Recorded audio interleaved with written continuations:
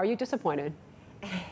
I think government has more put effort on the long-term aspects instead of immediate action taking. So the 30% stamp duty refund for non-PR expats in Hong Kong, yes, it won't be as expected a significant impact than what we think, and then it won't really give a much boost in terms of market pricing or sales volume. Yeah, that's the expectation. So you don't think it's going to boost demand too much? No, I think the interest hike is still there, and then Hong Kong dollar is expensive right now, pegging to US dollar, right? And the residential market softening is not only happening in Hong Kong, it's actually global phenomenon. So those non-PR, they can buy things outside of Hong Kong. So there's more choices. So I don't think this will boost up the market immediately, given the 7 years or long-term waiting time for that deposit money.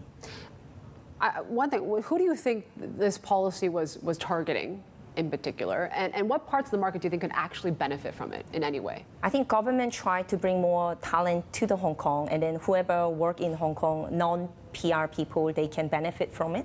I think that's their intention. But we were expecting more sharp policy than giving a refund for after you getting a PR, yeah. What would have been sharp? What would be needed? What's drastic enough to really kind of turn around? I think market talk about removing those stamp duties, but to me, we have to really act for the special stamp duty, which is locking up the holding period. So special stamp duty is holding up like 3 years of holding period, and now market is going down, and then you don't want to sell it within 3 years because you will lose more money out of that, and that's blocking the liquidity in the market at this moment. There's a lot of doom being kind of forecasted here. I think Goldman was the latest to kind of talk about, what we're seeing when it comes to Fed tightening, not just what we're seeing from this policy address, but even before that, they were saying a 30% plunge when it comes to home prices through 2023. Is that realistic to you? I think it won't really happen because the fundamental is there. The home buying demand is still there. So we expecting around 5% decrease for the next year, and hopefully second half next year the price start to recover given there is more influx of new talent coming into Hong Kong. What about Chinese buyers? Are you seeing any sort of appetite? So we do still see, surprisingly, even border closed, the Chinese buyer demand was around 17% of overall transaction. It never gone down, it never went up, even the border closed between 2020 until now. So we do see that's more fundamental, and then once border open, there will be uptake from the Chinese buyers. I was going to get your take on just the Chinese housing market as well, just given the fact we're seeing this kind of sell-off in high yield once again.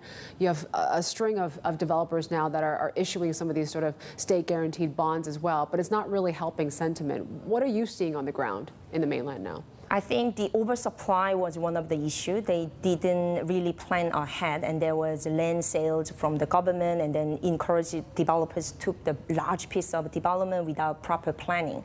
And then that has been like domino effect to the second tier and third tier cities. So we do see a lot of a failure on the delivering the final product. I think it's a lot different Hong Kong market. Hong Kong is fundamentally strong, but China, there is a policy driven, and people paid just very little amount of a deposit, and they took over the ownership, and they're not able to pay back the final, or reverse way, the developer not able to deliver the final product. So that's a more fundamental collapsing situation right now in China. How is it going to end then, do you think? I think it will take some time. Like Hong Kong, we do have a quick fix, like giving public housing supply, etc. But China, I think that the residential market will take a little bit longer time to recover, given the unstable financial situation for a lot of developers at this moment. Is the policy that we've seen so far, I mean, whether it's state-backed bonds, is it adequate? Is there something that China can do to really control the situation? Or is it kind of spiraling out of control in your eyes? I think government tried to do more from the high-level aspects, like lowering the interest rate compared to other countries, all interest rates going up, but China is reverse way. And then they try to enforce developers to make sure they deliver the product if there is a deposit paid. So I think that's more enforced level of government policy. They will not really try to bail out those developers to settle down this situation.